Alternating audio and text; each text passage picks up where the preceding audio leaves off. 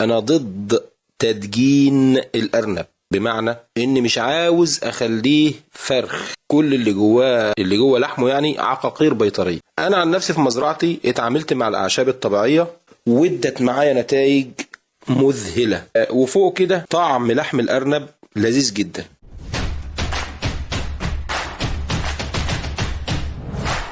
السلام عليكم ورحمة الله وبركاته. أعزائي متابعي قناة النجاح، قناة أخوكم محمد المصري، أسعد الله أوقاتكم بكل خير. ناس كتير بتسألنا عن جدول شهري وقائي تتبعه في تسمين الأرنب، وإن كان رأيي الشخصي أنا اللي هقوله لحضراتكم ده، أنا ضد تدجين الأرنب، بمعنى إني مش عاوز أخليه فرخ كل اللي جوه لحمه، يعني عقاقير بيطرية. أنا عن نفسي في مزرعتي اتعاملت مع الأعشاب الطبيعية وادت معايا نتائج مذهلة، وفوق كده طعم لحم الأرنب لذيذ جدا. ما تنسوش يا جماعة إن الأرنب في الأصل حيوان جبلي بيعيش أصلا على الأعشاب. ليا فيديو بعنوان علاج الأرنب بالأعشاب على نفس القناة دي، اسمعوه هيفيدكم جدا جدا جدا في مسألة تسمين الأرنب. لكن نزولا على رغبة اللي طلبوني ببرنامج وقائي، هوصف لهم من واقع المسؤولية فقط، مش من واقع اني متبني او اني معاهم 100% في موضوع البرنامج ده. البرنامج ده اولا خاص بجدول المية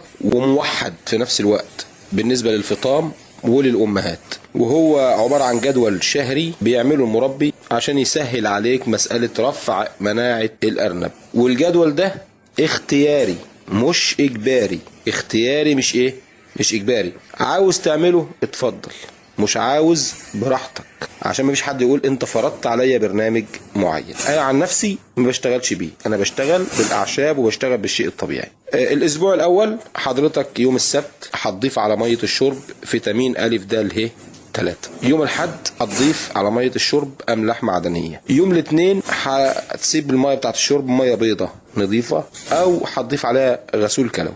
يوم الثلاث هتضيف في ميه الشرب ه سيلينيوم. يوم الاربع والخميس والجمعه مضاد حيوي زي سيروفلوكساسين يكون تركيزه 20%، هتحط ربع جرام من المضاد الحيوي ده على لتر ميه. الاسبوع الثاني السبت هيبقى فيتامين أ د ه 3، الحد املاح معدنيه، الاثنين ميه بيضه، الثلاث ه سيلينيوم، الاربع والخميس ديكلوسول نص سنتي لكل لتر ميه.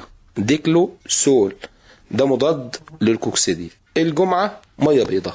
الاسبوع الثالث السبت فيتامين أ د ه 3، الحد املاح معدنية، الاثنين مية بيضة، الثلاث ه سيلينيوم، الاربع مضاد سموم، الاربع والخميس مضاد سموم، والجمعة مية بيضة. الاسبوع الرابع من الشهر السبت فيتامين أ د ه 3، الحد املاح معدنية، الاثنين مية بيضة، التلات هتضيف فيه سيلينيوم، الاربع هتضيف غسيل كلوي في ميه الشرب، الخميس ميه بيضة، والجمعة فيتامين سي. الجدول ده اجتهادي مش قانون، يعني مفيش حد يجي يكتب لي في التعليقات الجدول غلط او انت قلت حاجة فيه غلط او ده صح او ده غلط. ده مسألة اجتهادية. وكمان ما ذكرتش الكميات المضافة للمية في بعض الفيتامينات زي الألف د ه 3، وزي الأملاح المعدنية، وزي فيتامين سي، وزي الهي سيلينيوم. كل دي فيتامينات ما ذكرتلكش أنا الكميات المضافة للمية. هي في الغالب هتبقى 1 سنتي للتر، لكن أنا ما ذكرتش ليه الكميات نظرا لاختلاف التركيز بين الشركات المصنعة للفيتامينات دي. فحضرتك هتتبع التعليمات الموجودة في روشتة أو على زجاجة الفيتامينات، سواء أ د ه 3 او املاح معدنيه او هي السيلينيوم او الغسيل الكلوي، زي ما يكون. الشركه المصنعه بتكتب لحضرتك التركيز وبتكتب لحضرتك الكميه اللي هتضاف على ميه الشرب، وفي الغالب هتكون 1 سنتي لكل لتر او 1 جرام لكل لتر. كرر الجدول ده شهريا وان شاء الله هتشوف منه نتائج طيبه. يا ريت اكون قدرت اوصل المعلومه لحضراتكم. بنشكركم على متابعتكم للقناة، والسلام عليكم ورحمة الله وبركاته. السلام عليكم ورحمة الله وبركاته. كل يعمل لايك، كل يعمل شير، كل يعمل سبسكرايب. ما تنسوش تفعلوا الجرس عشان يوصل لكم كل جديد.